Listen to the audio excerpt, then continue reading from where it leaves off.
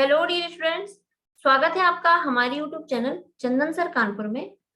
बच्चों, आज का ये लेक्चर आप सभी के लिए बहुत ही ज्यादा बेनिफिशियल होने वाला है, क्योंकि इस लेक्चर में हम पूरे फरवरी महीने के यानी कि 1 फरवरी से लेकर पूरे 28 फरवरी तक के संपूर्ण करंट अफेयर्स को पढ़ने वाले हैं। और मैंने आपको इस महीने की डेली करंट अफेयर्स की क्लासेस भी रेगुलर प्रोवाइड कराई थी। जिन बच्चों ने वो सारी क्लासेस रेगुलर ली हैं, उनके लिए ये वीडियो और भी ज्यादा हेल्पफुल होगा। इससे आपको रिवीजन करने में आसानी होगी।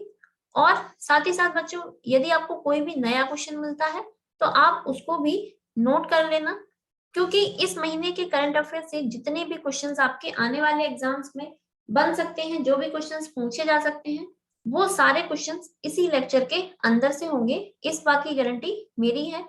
लेकिन आप वो सारे क्वेश्चंस तभी सॉल्व कर पाओगे जब आप वीडियो को पूरा देखोगे। तो आपको क्या करना है, वीडियो को पूरा देखना है और साथ ही साथ बच्चों सारे क्वेश्चंस को नोट करके याद कर लेना है। ठीक है। और बच्चों, मैं आपको बता दूं कि मैंने आपको जो जनवरी महीने का करंट अफेयर्स का जो कंप्लीट वीडियो दिया था, उसमें हमने करंट अफेयर्स को क्वेश्चंस के फॉर्म में पढ़ा था, जैसे हम डेली करंट अफेयर्स में पढ़ते हैं।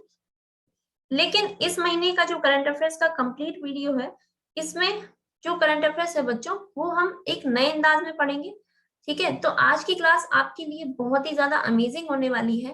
तो पूरा लेक्चर देखें और पूरी क्लास को अटेंड करें।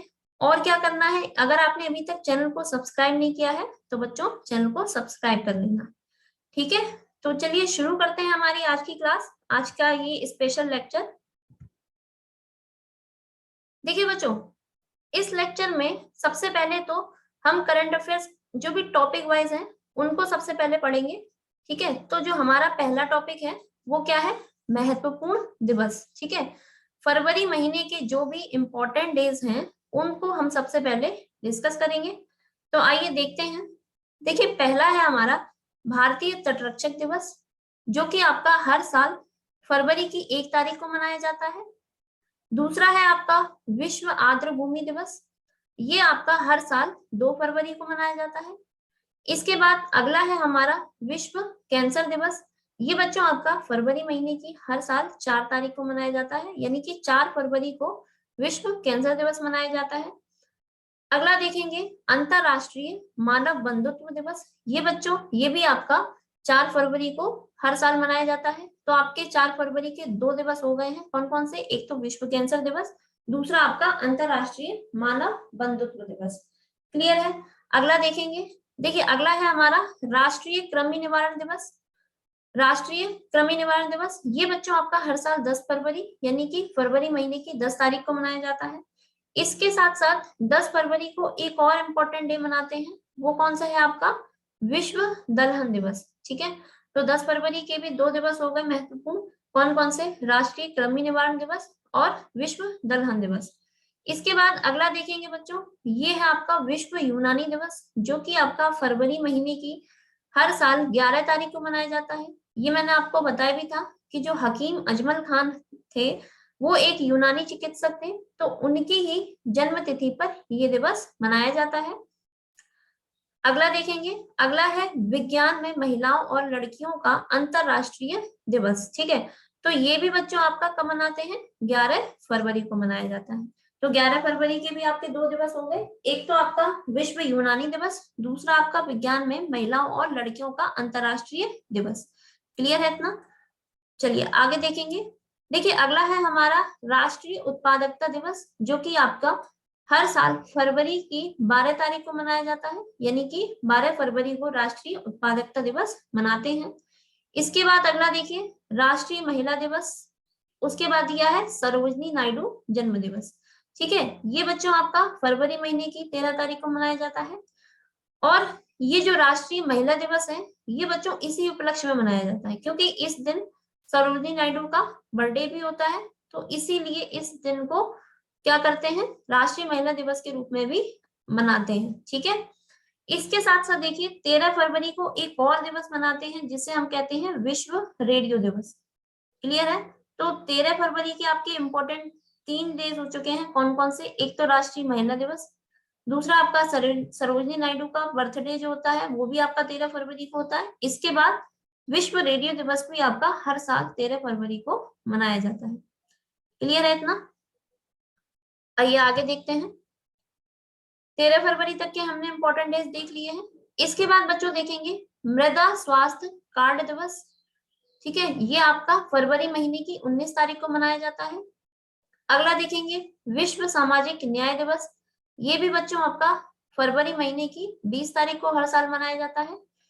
इसके बाद अगला देखिए अंतरराष्ट्रीय मातृभाषा दिवस। ठीक है, यानी कि मदर लैंग्वेज जो होती है उसके लिए फरवरी महीने की 21 तारीख को हर साल ये दिवस मनाया जाता है। इसके बाद अगला देखिए विश्व स्काउट दिवस। स्काउट या इसको हम हिंदी में क्या कहते हैं, चिंतन, या इसी को दूसरे शब्दों में हम कह सकते हैं कि वर्ल्ड थिंकिंग डे। ठीक है, तो ये बच्चों आपका हर साल 22 फरवरी को मनाया जाता है, विश्व स्काउट दिवस। इसके बाद अगला देखिए केंद्रीय उत्पाद शुल्क दिवस। ये बच्चों आपका हर साल 24 फरवरी को मनाया जाता है। विश्व एनजीओ दिवस ये आपका हर साल 27 फरवरी को मनाया जाता है। अगला देखेंगे राष्ट्रीय प्रोटीन दिवस। ये आपका 27 फरवरी को मनाया जाता है। तो 27 फरवरी को आपको दो दिवस हो गए हैं, विश्व एनजीओ दिवस और राष्ट्रीय प्रोटीन दिवस। ठीक है बच्चों, इसके बाद अगला देखेंगे, अगला है हमारा राष्ट्रीय विज्ञान दिवस। ये आपका हर साल 28 फरवरी को मनाया जाता है। ठीक है, 28 फरवरी को बच्चों हर साल राष्ट्रीय विज्ञान दिवस मनाया जाता है और ये दिवस आपका सीवी रमन के जन्म तिथि पर मनाया जाता है। ठीक है, जो राष्ट्रीय विज्ञान दिवस है ये आपका भारत के एक वैज्ञानिक थे सीवी रमन, उनकी जन्म तिथि पर इस दिवस को मनाया जाता है। तो बच्चों ये तो हमारे डेट वाले सारे इंपॉर्टेंट डेज हो गए। इसके बाद जो अलग अलग जैसे डे के हिसाब से मनाते हैं, जैसे फर्स्ट मंडे फर्स्ट ट्यूसडे, तो उसमें देखेंगे तो आपका पहला है अंतरराष्ट्रीय मिर्गी दिवस। अंतरराष्ट्रीय मिर्गी दिवस ये बच्चों आपका फरवरी महीने के दूसरे सोमवार को मनाया जाता है, यानी कि हर साल जो फरवरी महीने में दूसरा सोमवार जिस भी तारीख को पड़ेगा उसको हम अंतरराष्ट्रीय मिर्गी दिवस मनाते हैं।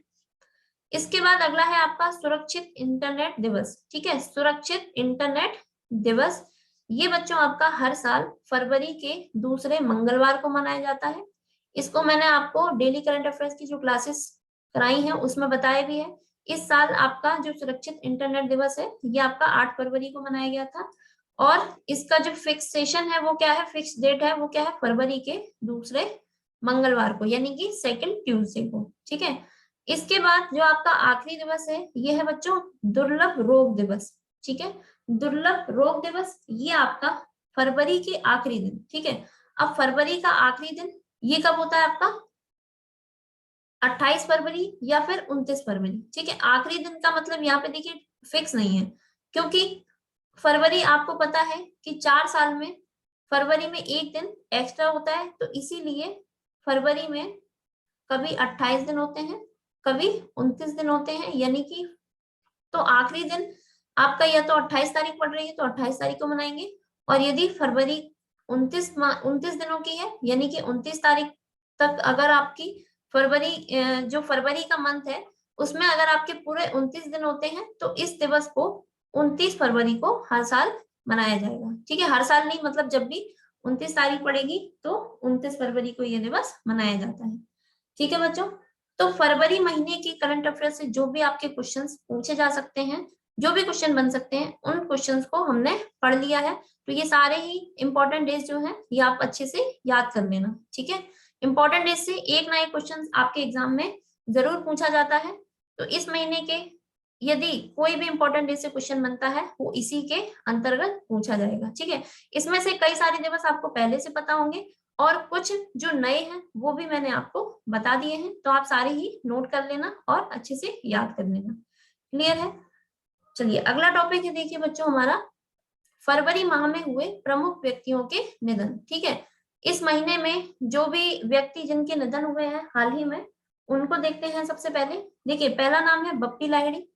तो बप्पी लाहिड़ी ये कौन थे, मशहूर गायक। ठीक है, मशहूर गायक थे। क्योंकि व्यक्तियों के निधन से आपके जो भी क्वेश्चन बच्चों एग्जाम में पूछे जाते हैं वो ज्यादातर यही पूछे जाते हैं कि वो किस क्षेत्र से संबंधित थे, तो मैंने वही यहाँ पे मेंशन किए हैं। तो बप्पी लाहिड़ी बच्चों ये कह सकते हैं कि ये संगीत के क्षेत्र से संबंधित थे और प्रसिद्ध गायक कलाकार थे। ठीक है, इसके बाद अगला नाम आता है पंडित बिरजू महाराज। पंडित बिरजू महाराज ये कथक कलाकार थे। ठीक है, ये यूपी के रहने वाले थे और यूपी का जो शास्त्रीय नृत्य है कथक, उसके ये जाने माने प्रसिद्ध कलाकार थे। तो इनका भी अभी हाल ही में निधन हुआ है। इनका आपको नाम याद रखना है और इनका क्षेत्र भी याद रखना है। ठीक है, इसके बाद अगला नाम आता है प्रवीण कुमार सोबती का। ये बच्चों ये कौन थे? अभिनेता थे। ये मैंने आपको बताया भी है, जो डेली करंट अफेयर्स की क्लासेस कराई थी उसमें मैंने आपको डिस्कस किया था कि प्रवीण कुमार सोबती ये अभिनेता रह चुके थे। ठीक है, और इन्होंने जो महाभारत टेलीविजन पर आई थी उसमें इन्होंने भीम का किरदार जो भीम का किरदार है उसको निभाया था। ठीक है, इसके बाद अगला नाम आता है KPAC ललिता। ठीक है, ये मलयालम अभिनेत्री थी, यानी कि जो मलयालम आपकी फिल्में आती हैं उसमें ये अभिनेत्री थी। ठीक है, इसके बाद अगला नाम है हेमानंद बिस्वाल। ये भी मैंने आपको डिस्कस किया है। ये कौन थे? उड़ीसा के पहले आदिवासी मुख्यमंत्री थे। इसके बाद शकुंतला चौधरी, ये कौन थी? स्वतंत्रता सेनानी और गांधीवादी सामाजिक कार्यकर्ता थी। ये भी बच्चों मैंने आपको बताया कि इनकी जो डेथ है वो 102 साल में हुई थी, यानी कि ये 102 वर्ष की हो चुकी थी। ठीक है, इसके बाद अगला नाम है देखिए रवीश तिवारी का। रवीश तिवारी ये बच्चों किस क्षेत्र से संबंधित थे? ये वरिष्ठ पत्रकार थे जिनका भी हाल ही में कैंसर की बीमारी के कारण इनका निधन हो गया था। इसके बाद अगला नाम आता है आपका सुरजीत सेनगुप्ता। सुरजीत सेनगुप्ता ये कौन थे? ये पूर्व भारतीय फुटबॉलर थे। ठीक है, यानी कि फुटबॉल प्लेयर थे, इंडियन फुटबॉल प्लेयर। क्या नाम था? सुरजीत सेनगुप्ता। इनका भी अभी हाल ही में निधन हुआ है। इसके बाद अगला नाम आता है चेन्न वीरा कान्वी। ठीक है, चेन्न वीरा कान्वी ये कौन थे? ये प्रसिद्ध कन्नड़ लेखक और कवि थे, यानी कि कन्नड़ भाषा के प्रसिद्ध लेखक और कवि थे जिनका भी हाल ही में निधन हुआ है। इसके बाद बच्चों अगला नाम आता है आपका आर राजा मोहन। ये भी मैंने आपको डिस्कस किया है। आर राजा मोहन ये कौन थे? खगोल शास्त्री थे। ठीक है, तो आर राजा मोहन जिनका भी हाल ही में निधन हुआ है, ये किस क्षेत्र से संबंधित थे? खगोल शास्त्री। ठीक है, तो ये हो गए आपके फरवरी महीने में हुए प्रमुख व्यक्तियों के निधन। आइए अगला देखते हैं। देखिए बच्चों अगला टॉपिक है हमारा फरवरी माह में दिए जाने वाले प्रमुख पुरस्कार। ठीक है, इस महीने में जो भी पुरस्कार घोषित किए गए थे या जो भी पुरस्कार से लोगों को सम्मानित किया गया है उनको सबसे पहले देखते हैं। उनको देखें, पहला है हमारा राष्ट्रीय मानवाधिकार आयोग, यानी कि इसको हम क्या कहते हैं शॉर्ट में? NHRC। तो इसकी जो लघु फिल्म पुरस्कार प्रतियोगिता थी, इसमें जो पुरस्कार दिया गया है वो किसे दिया गया है? तेलुगु लघु फिल्म स्ट्रीट स्टूडेंट को। ठीक है, तो ये जो अवार्ड है तेलुगु जो लैंग्वेज थी आपकी, तेलुगु लैंग्वेज में एक शॉर्ट फिल्म बनाई गई थी जिसका नाम क्या है? Street student. ठीक है, स्ट्रीट स्टूडेंट को ये पुरस्कार मिला है। ठीक है, शॉर्ट फिल्म की रेंज में ये मूवी आती है स्ट्रीट स्टूडेंट। ठीक है, और ये जो प्रतियोगिता है ये किसके द्वारा आयोजित की गई थी? राष्ट्रीय मानवाधिकार आयोग की तरफ से। ठीक है, इसके बाद अगला देखेंगे भारतीय उद्योग परिसंघ। ठीक है, भारतीय उद्योग परिसंघ का DX 2021 पुरस्कार, ये भी मैंने बच्चों आपको डिटेल से बताया था कि ये पुरस्कार जो है भारतीय उद्योग परिसंघ की तरफ से दिया जाता है, जो कि किसको दिया गया है? इस बार कर्नाटक बैंक को दिया गया है। और इसमें मैंने आपको बताया था कि ये जो पुरस्कार है ये ऐसे क्षेत्रों में दिया, ऐसी कंपनी या कह सकते हैं ऐसी संस्थाओं को दिया जाता है जिन्होंने डिजिटल क्षेत्र में अपना उत्कृष्ट योगदान दिया हो। ठीक है, तो जो भारतीय उद्योग परिसंघ का DX 2021 पुरस्कार है वो इस साल किसे मिला है? कर्नाटक बैंक को मिला है। ठीक है, अगला देखेंगे बच्चों, अगला है 18वां स्वर्गीय माधवराव लीम्बी पुरस्कार। ये भी मैंने आपको बताया था, ये किसे दिया गया है? नितिन गडकरी को। नितिन गडकरी वर्तमान में कौन है? सड़क एवं परिवहन मंत्री है। ठीक है, इसके बाद अगला देखेंगे, अगला है business standard banker of the year 2020-21। ठीक है, business standard banker of the year का जो अवार्ड मिला है वो किसे मिला है? ICICI बैंक के वर्तमान MD और CEO जिनका नाम क्या है? संदीप बख्शी। तो संदीप बख्शी को business standard banker of the year 2020-21 से सम्मानित किया गया है। ठीक है, इसके बाद बच्चों अगला देखेंगे, भारत की सबसे भरोसेमंद सार्वजनिक क्षेत्र की कंपनी। ये भी क्वेश्चन मैंने आपको बताया था कि जो भारत की सबसे भरोसेमंद सार्वजनिक क्षेत्र की कंपनी का पुरस्कार है, ये किसे दिया गया है? कोल इंडिया लिमिटेड। ठीक है, आंसर क्या हो जाएगा हमारा? कोल इंडिया लिमिटेड। ये बच्चों आपकी महारत्न कंपनी में शामिल है, कोल इंडिया लिमिटेड। ठीक है, इसको भी मैंने आपको डिटेल से बताया था। इसके बाद अगला देखेंगे, हिलाल ए पाकिस्तान जो पुरस्कार है वो किसे दिया गया है? माइक्रोसॉफ्ट के संस्थापक बिल गेट्स को। ठीक है, माइक्रोसॉफ्ट के संस्थापक बिल गेट्स को हिलाल ए पाकिस्तान। ठीक है, पाकिस्तान का एक नागरिक सम्मान है जिसका नाम क्या है? पुरस्कार का नाम है हिलाल ए पाकिस्तान। और इस साल ये किसे दिया गया है? माइक्रोसॉफ्ट के संस्थापक बिल गेट्स को। और मैंने बच्चों जब आपको ये क्वेश्चन कराया था तो उसमें इसकी सारी डिटेल डिस्कस भी की थी। तो आपको क्या करना है, अगर आप डिटेल देखना चाहते हैं, और बच्चों मैं आपको बता दूं कि अगर आप डिटेल से पढ़ना चाहते हैं तो आप जो मैं आपको डेली करंट अफेयर्स की क्लासेस करा रही हूँ तो आप उसमें डिटेल से सारे क्वेश्चंस को अच्छे से पढ़ सकते हो। और इस लेक्चर में एक तरीके से हम कह सकते हैं कि इस लेक्चर में हम क्या कर रहे हैं, पूरे मंथ के करंट अफेयर्स को रिवाइज कर रहे हैं। ठीक है, तो आइए अगला देखेंगे। देखिए अगला है युवा गणितज्ञों के लिए रामानुजन पुरस्कार 2021। ठीक है, ये इस साल किसे दिया गया था? नीना गुप्ता को। तो नीना गुप्ता को युवा गणितज्ञों के लिए रामानुजन पुरस्कार 2021 से सम्मानित किया गया था। ठीक है, तो बच्चों ये तो हो गए हमारे प्रमुख पुरस्कार फरवरी माह में दिए जाने वाले। इसके बाद देखिए अगला टॉपिक है हमारा फरवरी माह में होने वाली सभी महत्वपूर्ण नियुक्तियां। ठीक है, तो नियुक्तियों में सबसे पहले देखेंगे, देखिए पहला नाम है लेफ्टिनेंट जनरल GAV रेड्डी। इनको क्या बनाया गया है? रक्षा खुफिया एजेंसी। ठीक है, रक्षा खुफिया एजेंसी का नया प्रमुख इन्हें नियुक्त किया गया है। इसके बाद अगला नाम आता है डॉक्टर मदन मोहन त्रिपाठी। इनको क्या बनाया गया है? राष्ट्रीय इलेक्ट्रॉनिक्स एंड और सूचना प्रौद्योगिकी संस्थान।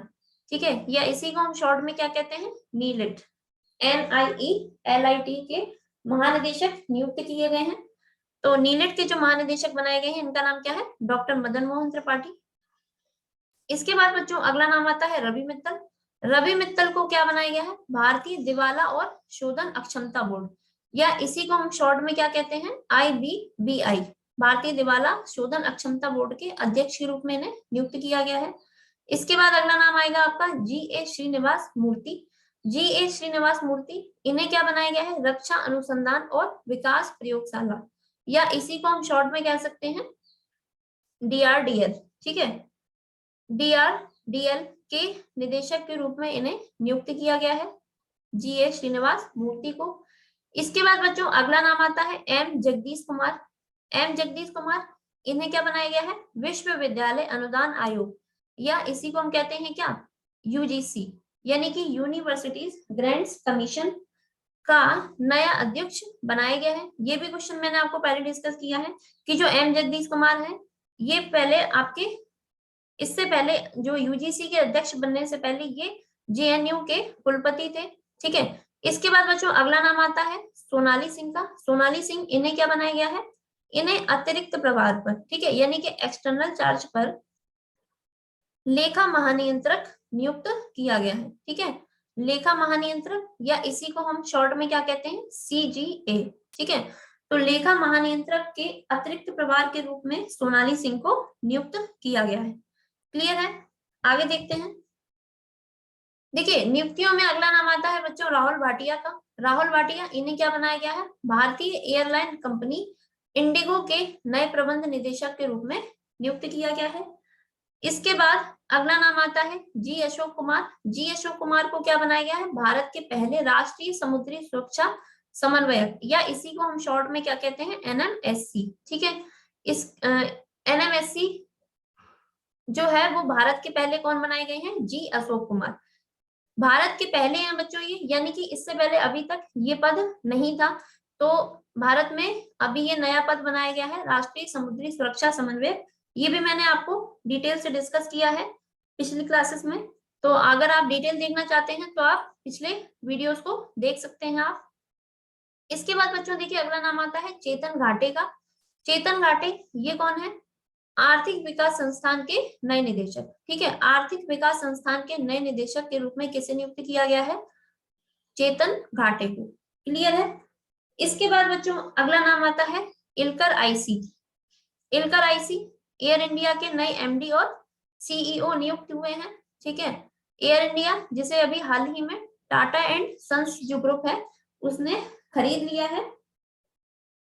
ठीक है, तो इसके जो नए एमडी और सीईओ बनाए गए हैं इनका नाम क्या है? इलकर आईसी। ये भी मैंने आपको डिटेल से बताया था क्वेश्चन पूरा। इसके बाद नाम आता है बच्चों देवाशीष मित्रा।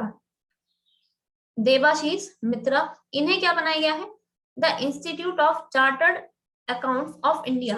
ठीक है, the institute of chartered accounts of India, या इसको हम शॉर्ट में कह सकते हैं ICAI। ठीक है, ICAI के नए अध्यक्ष के रूप में किसे बनाया गया है? देवाशीष मित्रा को। ठीक है, इसके बाद देखिए बच्चों अगला नाम आता है विनीत जोशी का। विनीत जोशी, इन्हें क्या बनाया गया है? केंद्रीय माध्यमिक शिक्षा बोर्ड, यानी कि इसे हम कह सकते हैं CBSE। ठीक है, CBSE के नए अध्यक्ष के रूप में किसे बनाया गया है? विनीत जोशी को। ठीक है, ये भी मैंने आपको क्वेश्चन पहले कराया है। इसके बाद देखिए अगला नाम आता है एन चंद्रशेखरन। एन चंद्रशेखरन जो है ये बच्चों कौन बनाए गए हैं? Tata Sons Private Limited. ठीक है, कंपनी का नाम क्या है? टाटा सन्स प्राइवेट लिमिटेड के दोबारा से अध्यक्ष बने हैं, यानी कि इससे पहले भी एन चंद्रशेखरन ही आपके कौन थे? टाटा सन्स प्राइवेट लिमिटेड के अध्यक्ष थे, और दोबारा से इन्हीं को क्या बना दिया गया है? इसका अध्यक्ष बना दिया गया है। क्लियर है बच्चों?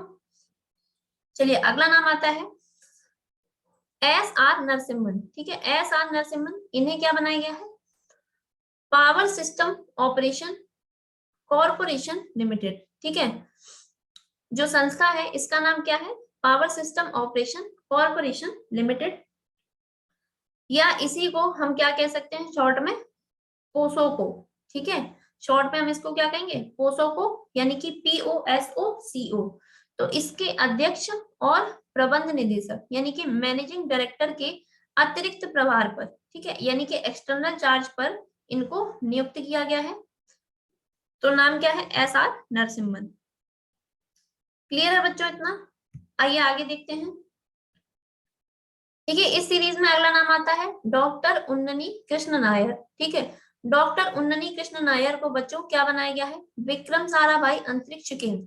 ठीक है, या जिसको हम शॉर्ट में क्या कहते हैं? VSSC, यानी कि विक्रम साराभाई स्पेस सेंटर के निदेशक के रूप में नियुक्त किया गया है। ये भी मैंने आपको बताया था।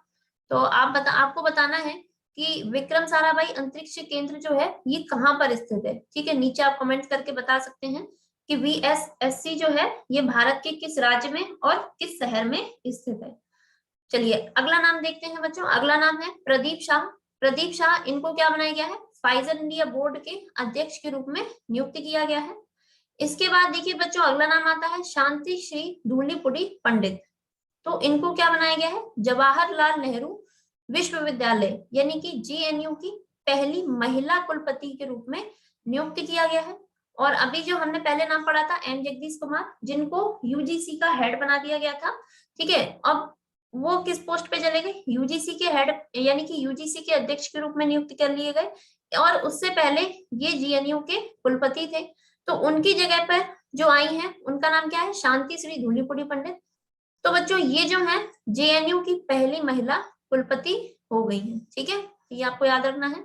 इसके बाद देखिए अगला नाम आता है प्रोफेसर दिनेश प्रसाद सकलानी। ठीक है, प्रोफेसर दिनेश प्रसाद सकलानी को क्या बनाया गया है? राष्ट्रीय शैक्षिक अनुसंधान और प्रशिक्षण परिषद, यानी कि इसी को हम शॉर्ट में क्या कहते हैं? NCERT।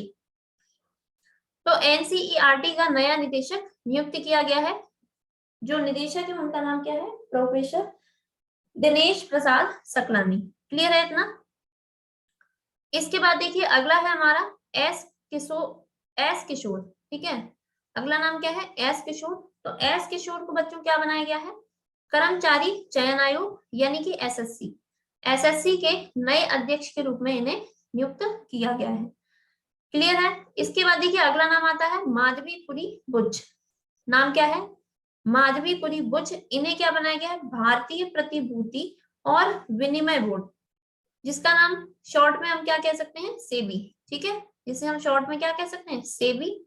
सेबी यानी कि भारतीय प्रतिभूति और विनिमय बोर्ड की पहली महिला अध्यक्ष के रूप में नियुक्त किया गया है किसे, माधवी पुरी बुच को। ठीक है, तो ये आपको याद रखना है बच्चों। ये क्वेश्चन आपके लिए और भी ज्यादा इंपॉर्टेंट हो जाते हैं कि जो पहली महिला जिस भी संस्था में चुनी जाती है अध्यक्ष के रूप में, या जो भी वहां की पोस्ट होती है सबसे बड़ी, यदि वहां पे पहली महिला अध्यक्ष के रूप में या पहली महिला या पहले पुरुष बनाए जाते हैं तो वहां पे आपको और ज्यादा अच्छे से फोकस करना होता है। या कोई भी संस्था में कोई नई पोस्ट बनाई गई है तो उसको भी आपको अच्छे से याद कर लेना है। ठीक है, उस पर आप बारीकी से नजर रखिएगा। इसके बाद देखिए अगला नाम आता है ताक्यू तसुमुरा। ठीक है, नाम क्या है, ताक्यू तसुमुरा। इनको क्या बनाया गया है, होंडा कोर्स इंडिया लिमिटेड। ठीक है, ये जापान की कंपनी है होंडा कोर्स। तो इसकी जो कंपनी है होंडा कोर्स इंडिया लिमिटेड, इसके नए अध्यक्ष और सीईओ के रूप में किसे नियुक्त किया गया है, ताकुया तसुमुरा को। ठीक है, इसके बाद बच्चों अगला नाम आता है के एन राघवन। ठीक है, के एन राघवन को क्या बनाया गया है, अंतरराष्ट्रीय रबड़ अध्ययन समूह, या इसी को हम शॉर्ट में क्या कह सकते हैं, IRSG। क्लियर है ना, IRSG यानी कि इंटरनेशनल रबर स्टडी ग्रुप। इसके बारे में मैंने आपको डिटेल से पहले बताया है। तो इसके जो अध्यक्ष बनाए गए हैं अभी हाल ही में, इनका नाम क्या है, के एन राघवन। क्लियर है इतना, चलिए आगे देखेंगे। देखिए बच्चों, नियुक्तियों में अब हम बात कर लेते हैं कि इस महीने जो भी ब्रांड एम्बेसडर नियुक्त किए गए हैं उनको देख लेते हैं।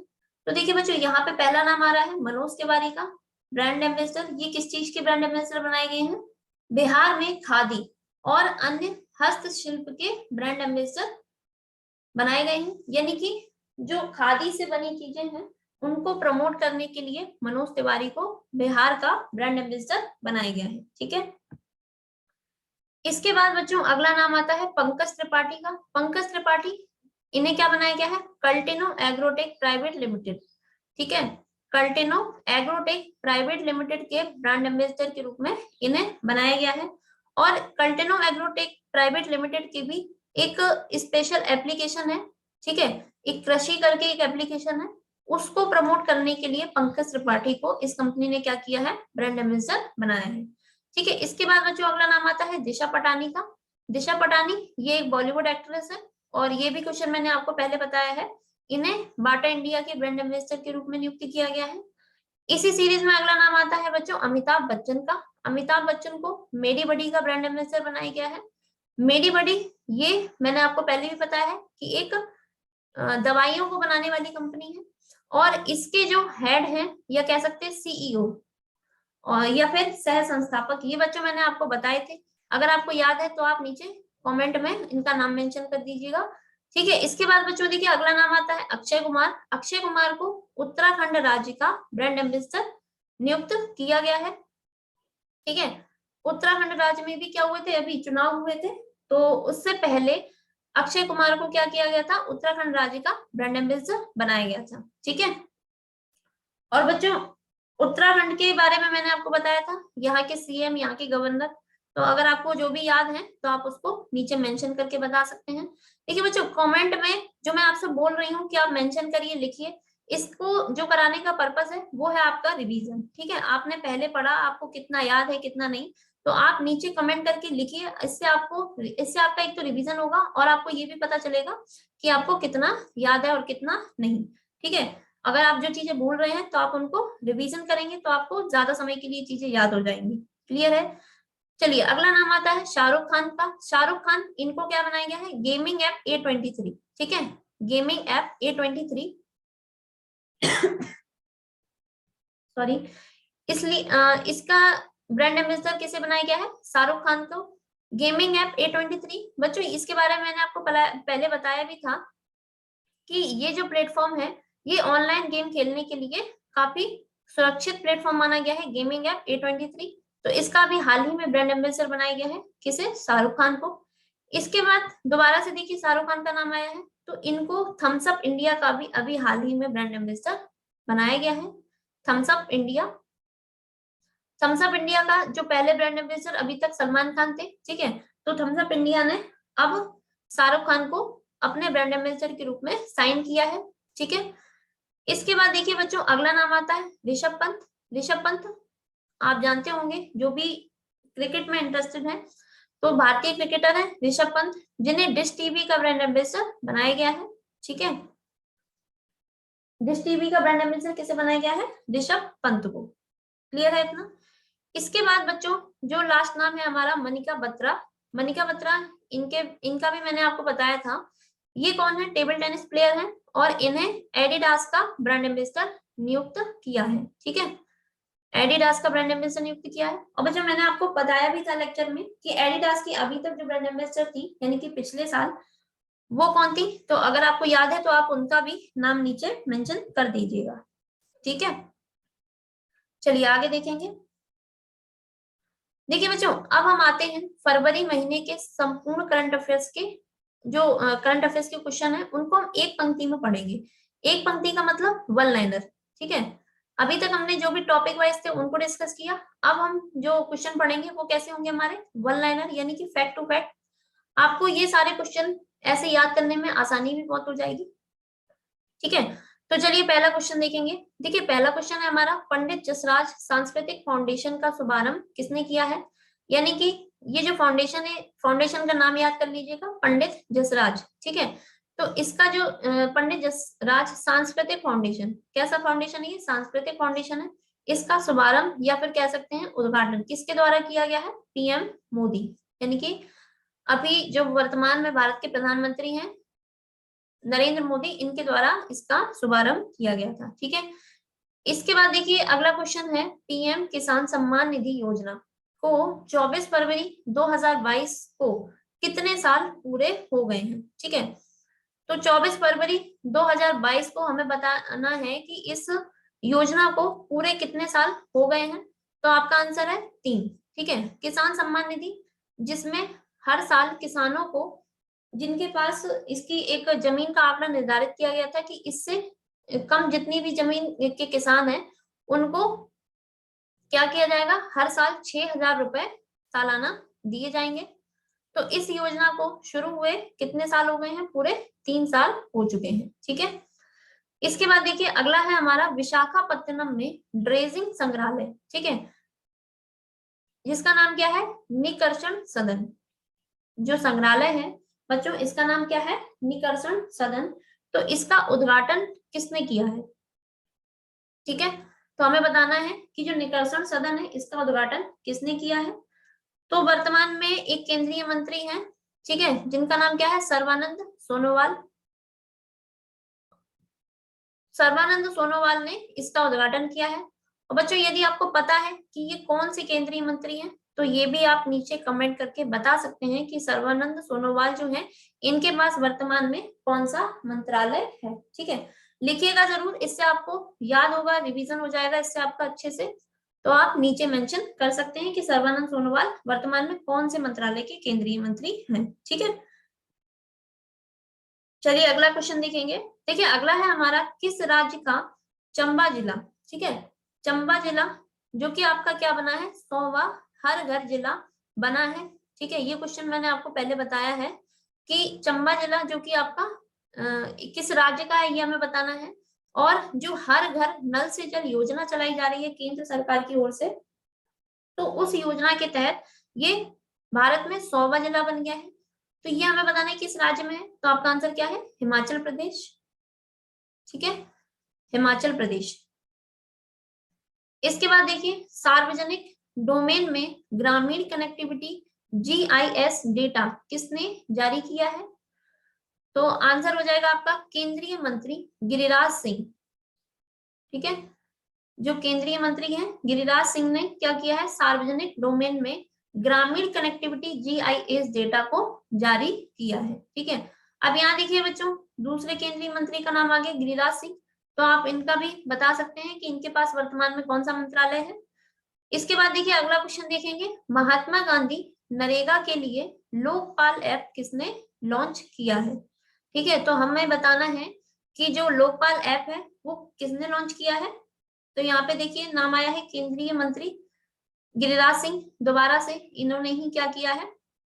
महात्मा गांधी नरेगा के लिए लोकपाल ऐप लॉन्च किया है। ठीक है, तो अब आप मेंशन कर सकते हैं कि जो केंद्रीय गिरिराज सिंह है, नीचे कमेंट करके बताना है आपको कि ये वर्तमान में कौन से मंत्री हैं, यानी कि किस मंत्रालय के मंत्री हैं। क्लियर है इतना? चलिए आगे देखेंगे। देखिए बच्चों, अगला क्वेश्चन है हमारा, NITI Aayog K fintech open summit का शुभारंभ किसने किया है? फिनटेक ओपन समिट का शुभारंभ हमें बताना है, जो कि समिट किसके द्वारा चलाया गया था, सॉरी बनाया गया है नीति आयोग के द्वारा। तो नीति आयोग का फिनटेक ओपन समिट है, तो इसका शुभारंभ किसने किया है? ये भी क्वेश्चन बच्चों मैंने आपको डिटेल से बताया था। तो इसका आंसर क्या है? अश्विनी वैष्णव। अश्विनी वैष्णव ये कौन है? तो ये भी बच्चों केंद्रीय मंत्री हैं और इनके पास रेल मंत्रालय है वर्तमान में। ठीक है, कौन सा मंत्रालय है? रेल मंत्रालय।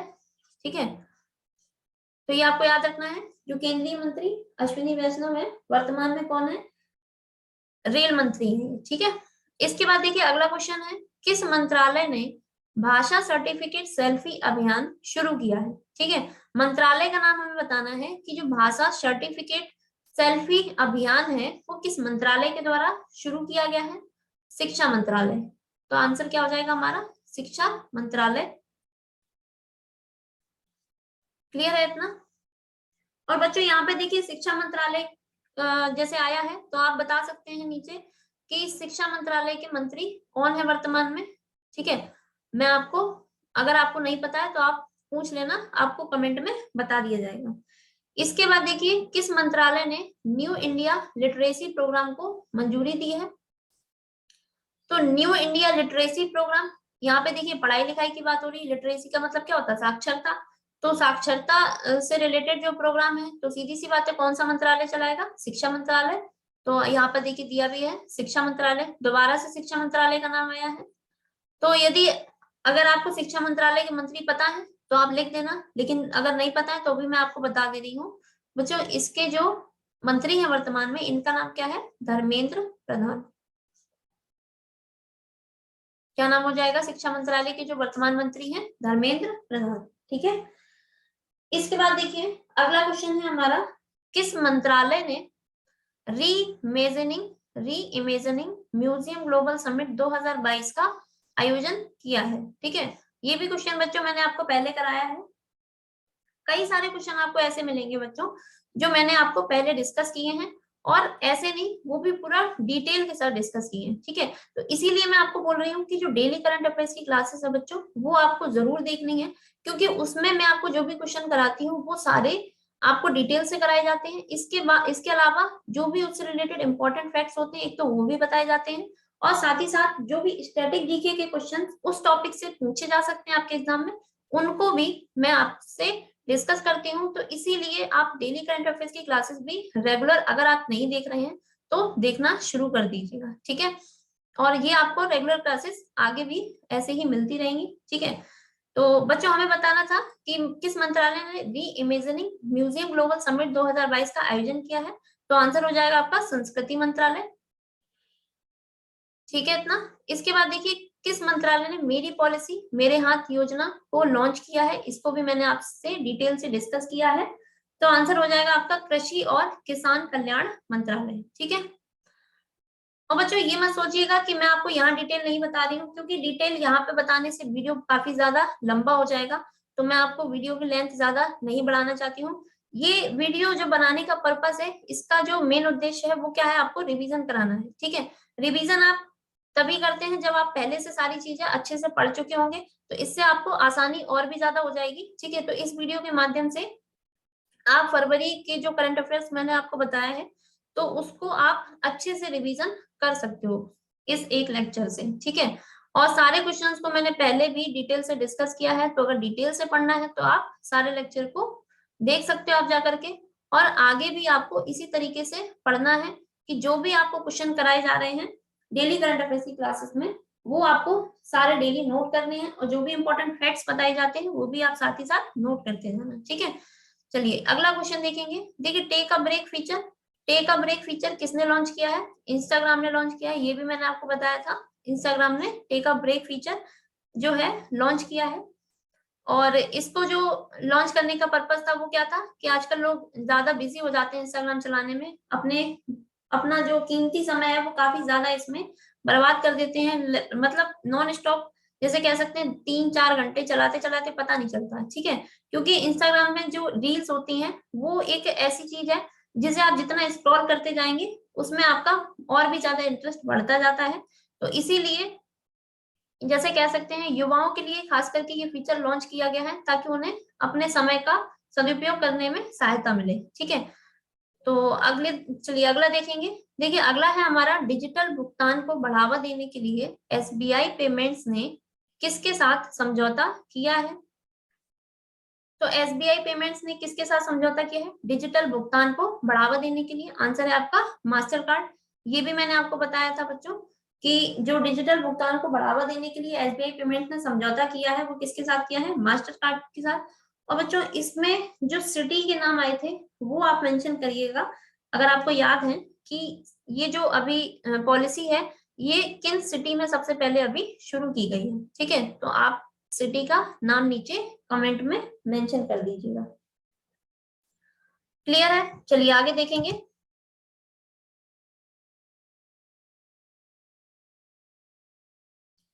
देखिए बच्चों अगला क्वेश्चन है हमारा, किस राज्य में एमएसएमई प्रौद्योगिकी केंद्र को स्थापित करने की घोषणा की गई है? ठीक है, अभी हाल ही में एमएसएमई प्रौद्योगिकी केंद्र को स्थापित करने की घोषणा की गई है, वो किस राज्य में की गई है? तो आपका आंसर क्या है? महाराष्ट्र। ठीक है, आंसर क्या हो जाएगा आपका? महाराष्ट्र में एमएसएमई प्रौद्योगिकी केंद्र को स्थापित करने की घोषणा अभी हाल ही में की गई है। इसके बाद देखिए, किस राज्य सरकार ने कैंसर की रोकथाम के लिए होप एक्सप्रेस योजना को शुरू किया है? तो इसका भी जो आंसर है वो क्या है आपका? महाराष्ट्र। ठीक है, इसके बाद देखिए अगला क्वेश्चन देखेंगे, किस राज्य के मुख्यमंत्री भूपेंद्र पटेल, ठीक है, मुख्यमंत्री का नाम क्या दिया है? भूपेंद्र पटेल। अगर आपको पता है कि ये किस राज्य के हैं तो आप आसानी से इसका आंसर कर लेंगे कि जो भूपेंद्र पटेल हैं इन्होंने राज्य में मोतियाबिंद मुक्त करने के लिए एक अभियान शुरू किया है। तो बच्चों ये किस राज्य के हैं? गुजरात के हैं मुख्यमंत्री भूपेंद्र पटेल। ठीक है, तो इन्होंने राज्य को मोतियाबिंद मुक्त करने के लिए अभियान चलाया है। ठीक है, क्वेश्चन आपसे ऐसे भी पूछा जा सकता है कि किस राज्य के द्वारा मोतियाबिंद मुक्त अभियान शुरू किया गया है, तो आप आंसर लगा सकते हैं सीधा क्या? गुजरात। ठीक है, इसके बाद देखिए अगला है हमारा, किस राज्य सरकार ने नई जैव प्रौद्योगिकी नीति का अनावरण किया है? ठीक है, नई जैव प्रौद्योगिकी नीति का अनावरण किया है, ये भी किसने किया है? गुजरात सरकार ने किया है। ये भी बच्चों मैंने आपको क्वेश्चन पहले डिस्कस किया है डिटेल से। इसके बाद देखिए अगला क्वेश्चन है हमारा, दुनिया के तीसरे सबसे बड़े क्रिकेट स्टेडियम की आधारशिला भारत के किस राज्य में रखी गई है? ठीक है, तो आंसर क्या है आपका? राजस्थान। और राजस्थान के किस शहर में रखी गई है? तो मैंने आपको बताया था कि राजस्थान के जयपुर में दुनिया का तीसरा सबसे बड़ा क्रिकेट स्टेडियम बनाया जा रहा है। ठीक है, चलिए आगे देखेंगे। अगला है क्वेश्चन हमारा, किस राज्य में पीएम मोदी ने स्टैच्यू ऑफ इक्वालिटी का अनावरण किया है? तो बच्चों इसकी भी सारी डिटेल मैंने आपको पहले डिस्कस की है और ये क्वेश्चन भी मैंने आपको पहले कराया है कि जो स्टैच्यू ऑफ इक्वालिटी है इसका अनावरण किस राज्य में किया गया है, या कह सकते हैं कि ये जो मूर्ति है ये किस राज्य में बनाई गई है? तो आपका आंसर क्या है? तेलंगाना। ठीक है, तेलंगाना में स्टैचू ऑफ इक्वलिटी बनाई गई है और ये जो प्रतिमा है वो किसकी है? रामन आदि गुरु शंकराचार्य। ठीक है, इनकी ये प्रतिमा थी, स्टैचू जिसका नाम क्या रखा गया है? Statue of equality. ठीक है, अगला क्वेश्चन देखेंगे। देखिए अगला है हमारा, किस राज्य में वन नेशन वन कार्ड योजना लागू की गई है? तो अभी हाल ही में वन नेशन वन कार्ड योजना लागू करने वाला जो राज्य है वो कौन सा है बच्चों? छत्तीसगढ़ है। तो आंसर क्या हो जाएगा आपका? छत्तीसगढ़। इसके बाद अगला है हमारा क्वेश्चन, किस राज्य सरकार ने प्रोजेक्ट आरोहण, ठीक है, प्रोजेक्ट आरोहण नामक कार्यक्रम को लॉन्च किया है? तो प्रोजेक्ट आरोहण कार्यक्रम को लॉन्च करने वाला राज्य कौन सा है बच्चों? असम। आंसर क्या हो जाएगा आपका? असम। क्लियर है। इसके बाद देखिए अगला है हमारा, किस केंद्र शासित प्रदेश या फिर राज्य की कैबिनेट ने, ठीक है, ई कचरे का निपटान करने के लिए देश के पहले ई वेस्ट इको पार्क को मंजूरी दी है। ठीक है, तो हमें बताना है कि किस राज्य या केंद्र शासित प्रदेश में यह मंजूरी दी गई है। तो आपका आंसर है क्या, दिल्ली। ठीक है, तो ऐसा करने वाला पहला जो केंद्र शासित प्रदेश बना है वो क्या है आपका, दिल्ली। हम सब जानते हैं कि जो दिल्ली है, आप दिल्ली है वो क्या है, यूटी में आता है। यूटी यानी कि केंद्र शासित प्रदेश। क्लियर है बच्चों इतना। इसके बाद देखिए अगला क्वेश्चन है, भारत का पहला भूवैज्ञानिक उद्यान किस राज्य में बनाया जाएगा। तो हमें बताना है कि जो पहला भूवैज्ञानिक उद्यान है भारत का पहला, ये भारत के किस राज्य में बनाया जाएगा। तो आपका आंसर क्या हो जाएगा, मध्य प्रदेश। ये क्वेश्चन भी मैंने आपको डिटेल से बताया है। क्लियर है बच्चों यहाँ तक कितना। इसके बाद देखिए अगला है हमारा, किस राज्य की सेंट्रल जेल ने अपना जेलवाड़ी एफएम 18.77 शुरू किया है। तो आंसर क्या है आपका, मध्य प्रदेश। ये भी क्वेश्चन मैंने आपको पहले डिस्कस किया है कि जेलवाड़ी एफएम 18.77 शुरू करने वाला जो राज्य है पहला वो कौन सा है, मध्य प्रदेश। और मध्य प्रदेश में जो सेंट्रल जेल है ये आपकी इंदौर, ये मध्य प्रदेश के शहर इंदौर में स्थित है। तो इंदौर की जो सेंट्रल जेल है वहां पे ये जेलवाड़ी एफएम 18.77 शुरू किया गया है। ये मैंने आपको डिटेल से पूरा पहले भी बताया है। ठीक है, इसके बाद देखिए अगला है हमारा 48वें खजुराहो नृत्य महोत्सव का आयोजन, जो आयोजन है वो किस राज्य में हुआ है, यहाँ पे आयोजन कर लीजिएगा।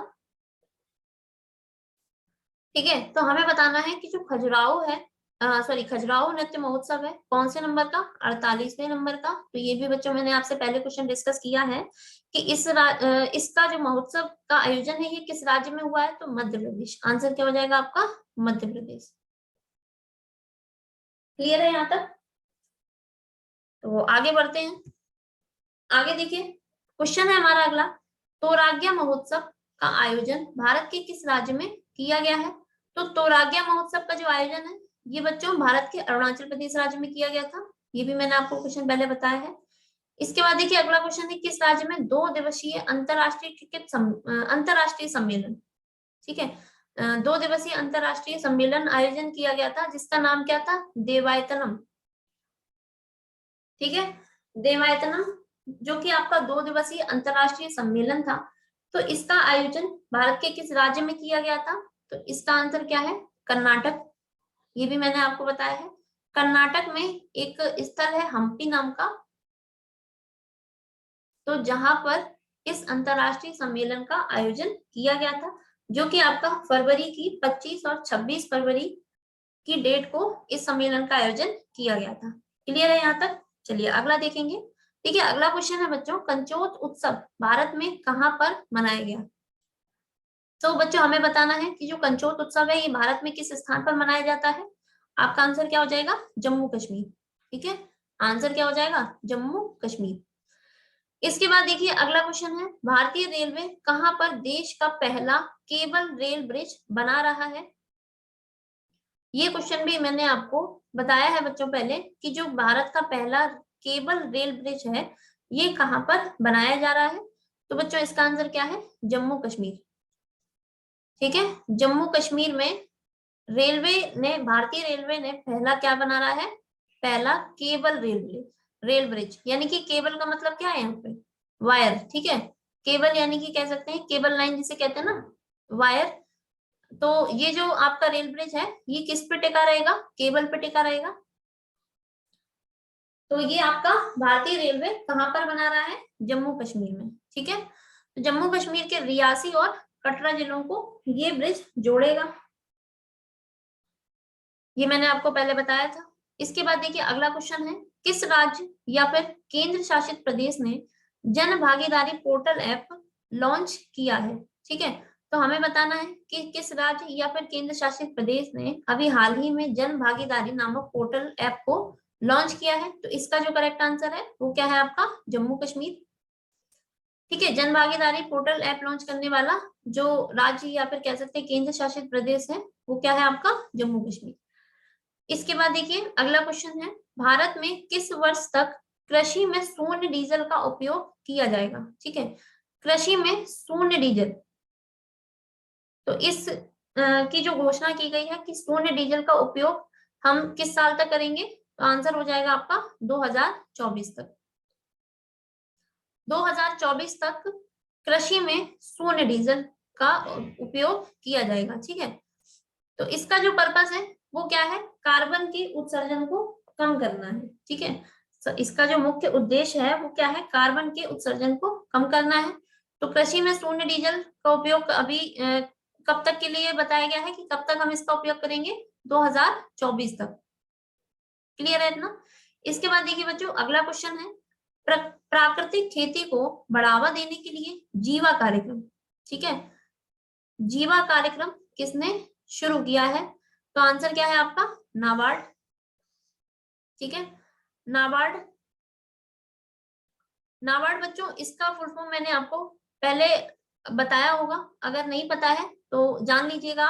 नेशनल यहाँ पे देखिए एन ए जो है इसका पूरे का मतलब क्या है, नेशनल। बी से क्या है, bank for agriculture and rural development. ठीक है, नाबार्ड का फुल फॉर्म क्या है, national bank for agriculture and rural development. तो नाबार्ड के द्वारा प्राकृतिक खेती, ठीक है, बात किसकी हो रही है, प्राकृतिक खेती की, तो इसको बढ़ावा देने के लिए एक जो कार्यक्रम है जो लॉन्च किया है इसका नाम क्या है, जीवा कार्यक्रम। ठीक है, तो ये क्वेश्चन आप अच्छे से याद कर लेना।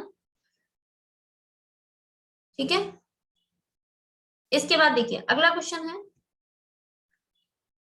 देखिए मानव तस्करी पर अंकुश लगाने के लिए किसने आहट ऑपरेशन शुरू किया है। तो बच्चों ये क्वेश्चन भी मैंने आपको पहले बताया है कि आहट ऑपरेशन किसके द्वारा चलाया जा रहा है, रेलवे सुरक्षा बल। ठीक है, रेलवे सुरक्षा बल, या इसको हम क्या कह सकते हैं, आरपीएफ। जो रेलवे आपका विभाग है, रेलवे डिपार्टमेंट, इसका ये प्रोटेक्शन फोर्स है जिसका नाम पूरा क्या है, रेलवे सुरक्षा बल, या कह सकते हैं आरपीएफ। इसके द्वारा आहट ऑपरेशन को शुरू किया जा रहा है, और किस पर रोक लगाने के लिए, मानव तस्करी। ठीक है, ये भी क्वेश्चन मैंने आपको डिटेल से बताया था कि जो मानव तस्कर जो लोग होते हैं उन पर अंकुश लगाने के लिए। ठीक है, सबसे ज्यादा ये लोग अपना माध्यम जो है वो रेलवे को चुनते हैं, क्योंकि रेलवे एक सस्ता माध्यम भी होता है, और इसके थ्रू ये ज्यादा दूरी पर क्या कर सकते हैं, इंसानों को बेच सकते हैं। इसीलिए तो रेलवे सुरक्षा बल ने क्या किया है, आहट ऑपरेशन को शुरू किया है, ताकि ये जो कार्य है इस पर ज्यादा से ज्यादा अंकुश लगाया जा सके। चलिए अगला क्वेश्चन देखेंगे, आईआईएससी। ठीक है, आईआईएससी ये बच्चों कहाँ है, बेंगलुरु में। ठीक है, इंडियन इंस्टीट्यूट ऑफ साइंस, इसका मतलब क्या है, इंडियन इंस्टीट्यूट ऑफ साइंस। तो बच्चों ये जो है आईआईएससी, ये भारत के बेंगलुरु शहर में स्थित है, ये मैंने आपको पहले भी बताया होगा। ठीक है, आईआईएससी ने भारत में किस सुपर फास्ट सुपर कंप्यूटर को कमीशन किया है। तो बच्चों ये वो जो क्वेश्चन है ये भी मैंने आपको पहले बताया है, तो आंसर क्या है आपका, परम प्रवेग। ठीक है, परम प्रवेग नाम का सुपर फास्ट एक सुपर कंप्यूटर है जिसको आईआईएससी ने क्या किया है, कमीशन किया है। क्लियर है इतना। इसके बाद देखिए अगला क्वेश्चन है हमारा, मध्य प्रदेश के किस जिले में देश का पहला बायोमास आधारित हाइड्रोजन संयंत्र स्थापित होगा। ठीक है, तो आंसर क्या हो जाएगा आपका, खंडवा जिला। ठीक है, मध्य प्रदेश के खंडवा जिले में देश का पहला बायोमास आधारित हाइड्रोजन संयंत्र स्थापित किया जाएगा। इसके बाद देखिए अगला क्वेश्चन है, किस शहर में भारत का पहला बुलेट ट्रेन स्टेशन बनाया जाएगा। ठीक है, जो बुलेट ट्रेन रेलवे लाइन जो बनाई जा रही है अहमदाबाद से लेकर मुंबई तक, उस रूट के लिए जो भारत का पहला बुलेट ट्रेन स्टेशन है, यानी कि बुलेट ट्रेन रुकने के लिए भारत का पहला स्टेशन किस शहर में बनाया जाएगा, तो आंसर क्या है आपका, सूरत। सूरत आपका गुजरात राज्य का शहर है, तो ये आपको याद रखना है, और ये क्वेश्चन भी मैंने आपको पहले डिटेल से डिस्कस किया है। ठीक है, इसके बाद देखिए अगला क्वेश्चन है, भारत की पहली वाटर टैक्सी सेवा किस शहर में शुरू की गई है, तो आंसर क्या हो जाएगा आपका, मुंबई। ठीक है, मुंबई शहर में वाटर टैक्सी सेवा शुरू की गई है भारत की, जो कि पहली वाटर टैक्सी सेवा होगी। ठीक है, इसके बाद देखिए अगला क्वेश्चन है, वुमेन सेफ्टी स्क्वाड हाल ही में कहां पर शुरू किया गया है? तो इसका आंसर क्या है? श्रीनगर। बच्चों ये भी क्वेश्चन मैंने आपको डिटेल से बताया है। ठीक है, आप देख पा रहे हैं कि जितने भी क्वेश्चन हैं, कई सारे क्वेश्चन ऐसे हैं जो मैंने आपको डिस्कस किए हैं पहले भी, और डिस्कस करने के साथ साथ मैंने इनकी आपको डिटेल यानी कि कह सकते हैं व्याख्या के साथ ये सारे क्वेश्चन आपको बताए हैं। क्योंकि बच्चों व्याख्या के साथ पढ़ने से क्वेश्चंस आपको ज्यादा समय के लिए याद हो पाते हैं, क्योंकि उसकी स्टोरी से आप समझ जाते हैं कि हाँ जो क्वेश्चन है वो किससे रिलेटेड है। ठीक है, और जो फैक्ट्स हैं उनसे भी कभी कभी क्वेश्चन पूछ लिए जाते हैं एग्जाम में, इसीलिए डिटेल आप जरूर पढ़िएगा। जो भी मैं आपको डेली करंट अफेयर्स के माध्यम से जो भी क्वेश्चन करा रही हूँ, उसमें जो भी डिटेल बता रही हूँ, उसको भी आप डेली देखिएगा जरूर। ठीक है, चलिए तो देखिए अगला क्वेश्चन है हमारा, रेल मंत्रालय ने किस शहर में देश की सबसे बड़ी कुश्ती अकादमी स्थापित करने की मंजूरी दी है? ठीक है, तो आंसर क्या हो जाएगा आपका? दिल्ली। ठीक है, रेल मंत्रालय ने देश की सबसे बड़ी कुश्ती अकादमी कहां पर स्थापित करने की घोषणा की है, स्थापित करने की मंजूरी दी है? आंसर क्या हो जाएगा आपका? दिल्ली। ठीक है, चलिए अगला देखेंगे। देखिए अगला क्वेश्चन है, वर्ल्ड बुक ऑफ रिकॉर्ड्स में दुनिया की सबसे लंबी राजमार्ग सुरंग किसे प्रमाणित किया गया है? ठीक है, तो हमें बताना है कि जो दुनिया की सबसे लंबी राजमार्ग सुरंग है वो वर्ल्ड बुक ऑफ रिकॉर्ड्स ने किसे प्रमाणित किया है? तो आंसर क्या हो जाएगा आपका? अटल सुरंग। ठीक है, अटल सुरंग का पुराना नाम क्या है ये आपको कमेंट सेक्शन में नीचे मेंशन करना है, ये मैंने आपको पहले बताया है। चलिए अगला देखेंगे, किस आईआईटी संस्थान ने किसान ऐप, जो किसान मोबाइल ऐप है, वो लॉन्च किया है? तो आंसर क्या है? रुड़की। आईआईटी रुड़की ने किसान मोबाइल ऐप लॉन्च किया है। और बच्चों मैंने आपको बताया भी था पहले कि जो आईआईटी रुड़की है ये उत्तराखंड में भारत के उत्तराखंड राज्य में स्थित है आईआईटी रुड़की, जिसने किसान मोबाइल ऐप अभी हाल ही में लॉन्च किया है। ठीक है, इसके बाद देखिए अगला क्वेश्चन है, कौन भारतीय महिला क्रिकेट में, ठीक है, सबसे तेज अर्धशतक लगाने वाली बल्लेबाज बन गई है? ठीक है, तो हमें बताना है जो महिला क्रिकेटर हैं जिन्होंने सबसे तेज यानी कह सकते हैं सबसे कम गेंदों में अर्धशतक, अर्धशतक का मतलब यहाँ पे बात हो रही है कितने, 50 रन बनाए हैं। तो आंसर क्या है आपका? ऋचा घोष। तो ऋचा घोष ने लगभग, इन्होंने शायद 26 बॉलों में 50 रन को कंप्लीट किया है। ठीक है, तो सबसे कम, जैसे कह सकते हैं सबसे तेज अर्धशतक का मतलब यहाँ पर क्या है? सबसे कम बॉलों में ज्यादा रन बनाने वाली ये पहली भारतीय महिला क्रिकेटर बन गई है। ठीक है, नाम क्या है? ऋचा घोष। चलिए अगला देखेंगे। अगला क्वेश्चन है, आईपीएल की अहमदाबाद फ्रेंचाइजी का नाम क्या रखा गया है? तो आंसर क्या हो जाएगा आपका? गुजरात टाइटंस। ये भी मैंने आपको बताया है। और आईपीएल में इस साल 2 और नई टीमें शामिल की गई हैं, तो टोटल 10 टीमें हो गई हैं। और जो दूसरी टीम है वो आपकी लखनऊ की है। तो जो अहमदाबाद फ्रेंचाइजी की जो टीम है, इसने अपना नाम क्या रखा है? गुजरात टाइटंस रखा है। ठीक है, और गुजरात टाइटंस की तरफ से जो कप्तान होंगे वो कौन है? हार्दिक पांड्या। ठीक है, आंसर क्या हो जाएगा आपका? हार्दिक पांड्या। क्लियर है? चलिए आगे देखेंगे। देखिए अगला क्वेश्चन है, 2023 में अंतरराष्ट्रीय ओलंपिक समिति के सत्र की मेजबानी कौन सा देश करेगा? तो आंसर क्या है आपका? भारत। ये भी मैंने आपको क्वेश्चन बताया है। और बच्चों यदि आपको याद है कि मैंने बताया था कि इस ओलंपिक समिति का जो सत्र की मेजबानी है ये भारत में किस जगह पर की जाएगी, यानी कि किस शहर में की जाएगी?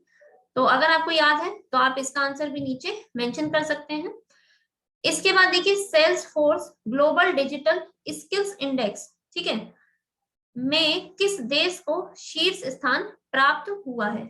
तो हमें बताना है कि जो Salesforce global digital skills index 2022 जारी की गई है, इसमें शीर्ष स्थान कह सकते हैं पहला स्थान किसे मिला है? तो आंसर है आपका भारत। ठीक है, आंसर क्या हो जाएगा आपका? भारत। इसके बाद देखिए अगला क्वेश्चन है, किस देश ने पहली बार ओशियंस 2022 सम्मेलन का आयोजन किया है? ओशियंस 2022 जो सम्मेलन है, इस सम्मेलन का आयोजन करने वाला पहला देश बना है, वो कौन है? भारत। ठीक है, यानी कि भारत में पहली बार ओशियंस 2022 सम्मेलन का आयोजन किया गया है। आगे देखेंगे। देखिए अगला क्वेश्चन है, दुनिया का सबसे बड़ा इग्लू कैफे किस देश में खोला गया है?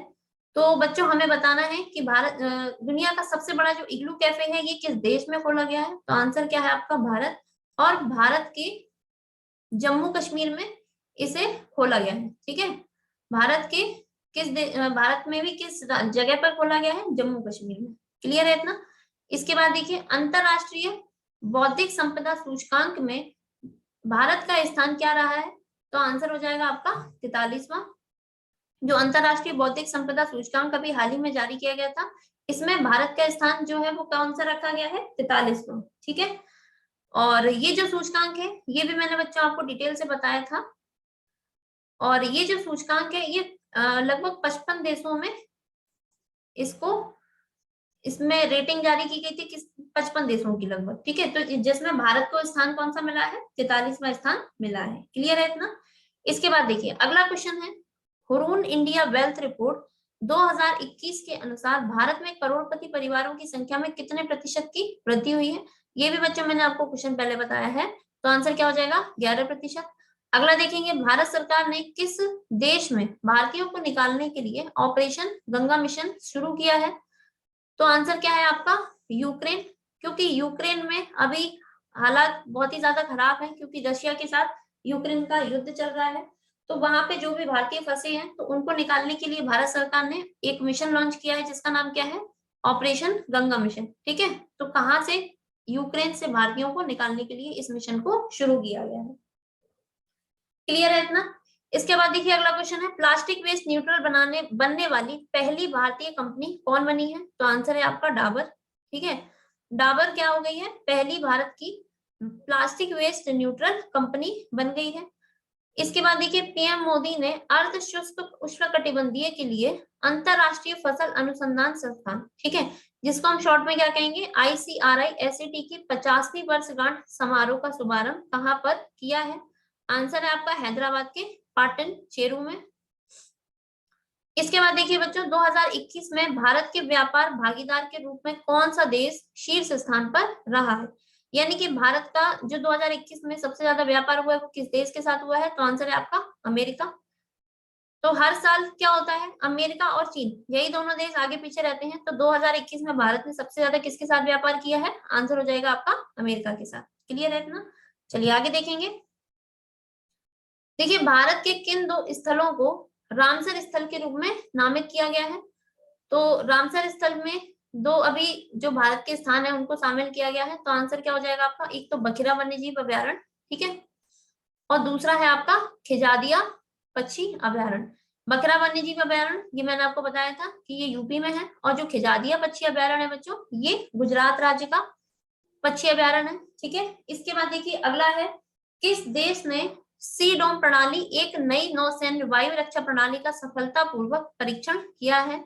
तो सी डोम प्रणाली को जो शुरू किया है वो किस देश ने किया है? तो आंसर हो जाएगा आपका क्या? इजराइल। क्लियर है इतना? आंसर क्या हो जाएगा आपका? इजराइल। ठीक है, इसके बाद देखिए, कोप साउथ 2022 जो संयुक्त सैन्य अभ्यास है ये किन देशों के बीच आयोजित किया गया है? यानी कि कोप साउथ 2022 किन देशों के बीच आयोजित हुआ है? तो आंसर है आपका बांग्लादेश और अमेरिका। बांग्लादेश और अमेरिका के बीच में कोप साउथ 2022 को जो संयुक्त सैन्य अभ्यास है ये आयोजित किया गया था। इसके बाद देखिए, पूर्व धर्म गार्जियन 2022 जो संयुक्त सैन्य अभ्यास है ये किन देशों के बीच आयोजित हुआ है? तो आंसर हो जाएगा आपका भारत और जापान। ठीक है, और बच्चों ये क्वेश्चन आपसे अलग से भी पूछे जा सकते हैं, क्योंकि स्टैटिक जीके से भी ये क्वेश्चन बनते हैं कि जैसे जो संयुक्त सैन्य अभ्यास होते हैं वो मतलब किन दो देशों के बीच में होते हैं। जैसे नाम आपको दे दिया जाएगा, जैसे पूछ दिया जाए आपसे कि पूर्व धर्म गार्जियन किन देशों के बीच का संयुक्त सैन्य अभ्यास है, तो आप आंसर क्या करेंगे? भारत और जापान का। क्लियर है इतना? तो ऐसे फैक्ट्स आपको याद रखने हैं। इसके बाद देखिए अगला है, किस देश ने कोआला को लुप्तप्राय प्रजाति के रूप में घोषित किया है? तो आंसर हो जाएगा आपका क्या? ऑस्ट्रेलिया। इसके बाद देखिए आगे देखेंगे, भारत सरकार ने किस देश के 54 ऐप पर प्रतिबंध लगा दिया है? तो आंसर क्या हो जाएगा? चीन। ठीक है, चीन के लगभग 54 ऐप पर भारत सरकार ने क्या कर दिया है? प्रतिबंध लगा दिया है, रोक लगा दी है। इसके बाद देखिए, किस देश ने AFC महिला एशियाई कप भारत 2022 फुटबॉल टूर्नामेंट जीता है? ये भी बच्चों मैंने आपको क्वेश्चन कराया है पहले, तो आंसर क्या हो जाएगा? चीन। ठीक है, चीन ने एएफसी महिला एशियाई कप भारत, जो कि भारत में आयोजित की गई थी, तो इस फुटबॉल टूर्नामेंट को किसने जीता है? चीन ने। ठीक है, आंसर क्या हो जाएगा आपका? चीन। क्लियर है यहाँ तक? बच्चों आपको ये लेक्चर जो है वो कैसा लग रहा है, आप नीचे कमेंट करके बता सकते हैं। अगर आपको लेक्चर अच्छा लग रहा हो तो आप प्लीज वीडियो को लाइक जरूर करना, ठीक है, और साथ ही साथ वीडियो को शेयर भी कर दिया करो, ठीक है। और अगर आपको, और मैं आपको बता दूं कि आप अगर इस लेक्चर की पीडीएफ लेना चाहते हैं, ठीक है, अगर आपको इस लेक्चर की पीडीएफ चाहिए तो उसके लिए सबसे पहले आपको हमें सपोर्ट करना होगा, इस वीडियो को ज्यादा से ज्यादा बच्चों तक शेयर करना होगा। आप जितना ज्यादा अच्छा रिस्पॉन्स हमें देंगे उतने ही जल्दी हम आपको इस जो लेक्चर की पीडीएफ जो है आपको वो प्रोवाइड करा देंगे, ठीक है। तो बस आपसे इतना सहयोग चाहिए कि आप वीडियो को ज्यादा से ज्यादा लोगों तक शेयर कर दीजिए, ताकि आपको जल्दी से जल्दी इस लेक्चर की पीडीएफ प्रोवाइड कराई जा सके, ठीक है। चलो तो अगला क्वेश्चन देखेंगे। देखिए, शीतकालीन ओलंपिक खेल 2022 का अभी हाल ही में समापन हुआ है, तो ये किस देश में आयोजित किए गए थे? आंसर है आपका चीन। ये भी बच्चों मैंने आपको पहले बताया है। इसके बाद देखिए, क्वाड 2022 शिखर सम्मेलन की मेजबानी जो है वो इस साल कौन करेगा? कौन सा देश करेगा?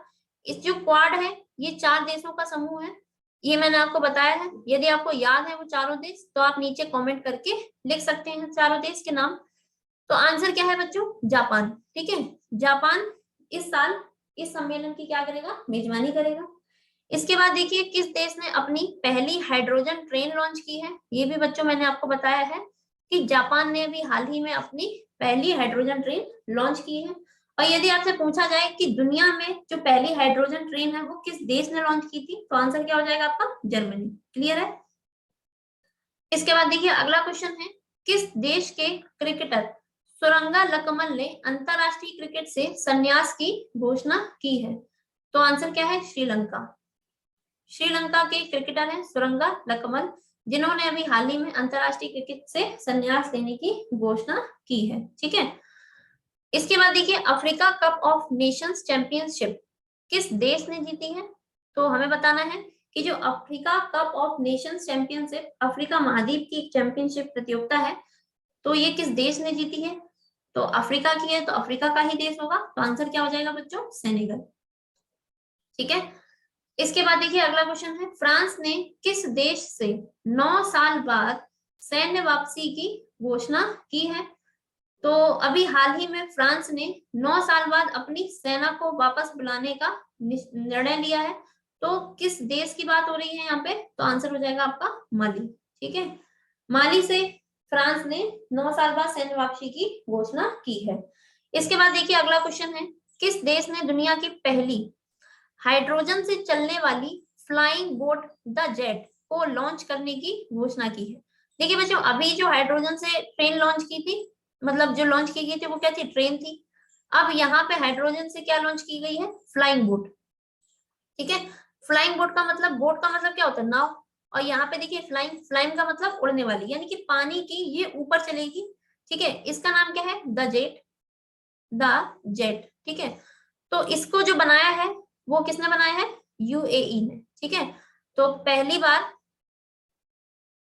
यूएई ने क्या किया है? दुनिया की पहली हाइड्रोजन से चलने वाली फ्लाइंग बोट का निर्माण किया है। ठीक है, इसके बाद देखिए, भारत ने किस देश के साथ व्यापक आर्थिक भागीदारी समझौते पर हस्ताक्षर किए हैं? तो इसका भी आंसर क्या है? यूएई। ठीक है, इसके बाद देखिए, आगे देखेंगे। देखिए, अगला क्वेश्चन है, भारत किस देश में अपना पहला आईआईटी संस्थान स्थापित करेगा? तो आंसर हो जाएगा आपका क्या? यूएई। ठीक है, तो भारत ने किस देश में अपना पहला आईआईटी संस्थान स्थापित करने की घोषणा की है? तो आंसर क्या हो जाएगा? यूएई। क्लियर है यहाँ तक? चलिए अगला देखेंगे। भारत की यूपीआई प्रणाली अपनाने वाला जो पहला देश बना है बच्चों, वो कौन सा बना है? नेपाल। ये भी मैंने आपको पहले डिस्कस किया है। इसके बाद देखिए, चोलेंद्र शमशेर राणा किस देश के मुख्य न्यायाधीश हैं जिन पर अभी हाल ही में महाभियोग चलाया गया है? ठीक है, तो बच्चों ये हैं नेपाल के मुख्य न्यायाधीश, जिनका नाम क्या है? चोलेंद्र शमशेर राणा। इन पर क्या किया गया है, अभी हाल ही में महाभियोग चलाया गया है। तो ये कहाँ के, नेपाल के मुख्य न्यायाधीश अभी वर्तमान में है। क्लियर है इतना? देखिए आगे देखेंगे, शियोमारा कास्त्रो किस देश की पहली महिला राष्ट्रपति बनी है? तो आंसर क्या है आपका, होंडुरस। ये भी मैंने आपको बताया है और वहां पे मैंने आपको इमेज भी दिखाई है। और बच्चों मैंने आपको जैसे आप देख भी रहे होंगे जो डेली करंट अफेयर्स की क्लासेस जो बच्चे देख पा रहे हैं उन्हें वो क्वेश्चंस आसानी से याद हो रहे होंगे जल्दी, क्योंकि वहां पे जो आपको क्वेश्चन कराए जा रहे हैं वो पिक्चर के फॉर्म में कराए जा रहे हैं। ठीक है, मतलब पिक्चर भी साथ में आपको दिखाई जा रही है, तो इससे आपको याद करने में और भी ज्यादा आसानी हो जाती है। तो इसीलिए आप इन क्लासेस को भी डेली जरूर देखिएगा। ठीक है, ये इनसे आपको और भी ज्यादा हेल्प मिलेगी। क्लियर है? चलिए अगला क्वेश्चन देखेंगे, फ्रैंक वॉल्टर स्टीनमेयर किस देश की दूसरी बार राष्ट्रपति चुने गए हैं? तो हमें बताना है कि जो फ्रैंक वॉल्टर स्टीनमेयर हैं ये दूसरी बार राष्ट्रपति बने हैं, ये किस देश के हैं? तो आंसर हो जाएगा आपका जर्मनी। ठीक है, जर्मनी के दोबारा से क्या बने हैं, राष्ट्रपति बने हैं। अगला क्वेश्चन है, एंटोनियो कोस्टा किस देश के प्रधानमंत्री के रूप में दोबारा चुने गए हैं? बच्चों ये हमारे आज के लेक्चर का सेकंड लास्ट क्वेश्चन है। ठीक है, तो आज की क्लास का ये सेकंड लास्ट क्वेश्चन है। क्वेश्चन है हमारा, एंटोनियो कोस्टा किस देश के प्रधानमंत्री बने गए, दोबारा से बने हैं? आंसर हो जाएगा आपका क्या, पुर्तगाल। ठीक है, पुर्तगाल के दोबारा से जो प्रधानमंत्री बने हैं इनका नाम क्या है, एंटोनियो कोस्टा। और बच्चों अगला जो है, जो कि हमारे इस लेक्चर का लास्ट क्वेश्चन है किस देश ने गोल्डन वीजा कार्यक्रम को बंद करने की घोषणा की है? ये भी बच्चों क्वेश्चन मैंने आपको डिटेल से बताया है कि जो गोल्डन वीजा कार्यक्रम है ये क्या है, ये क्यों चलाया कार्यक्रम जो था इसका मतलब क्या था। तो इसको जो इस कार्यक्रम को जो बंद करने की घोषणा है वो अभी हाल ही में ब्रिटेन देश ने की है, कि गोल्डन वीजा कार्यक्रम को बंद किया है। किस देश के द्वारा? ब्रिटेन देश ने इसको बंद किया है। क्लियर है इतना?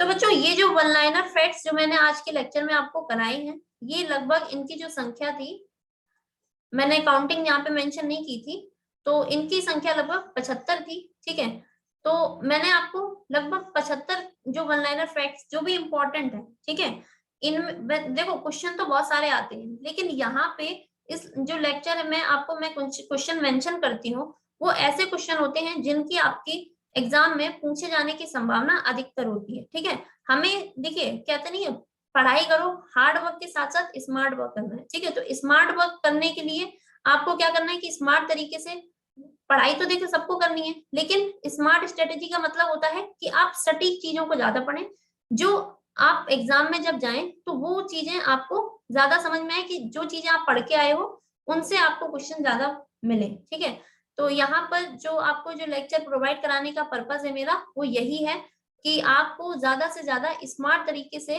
पढ़ाई कराने में मैं आपकी हेल्प कर सकूं। ठीक है, तो बच्चों आज का ये लेक्चर यहीं पे खत्म होता है। आशा करती हूँ क्लास आपको अच्छे से समझ में आई होगी।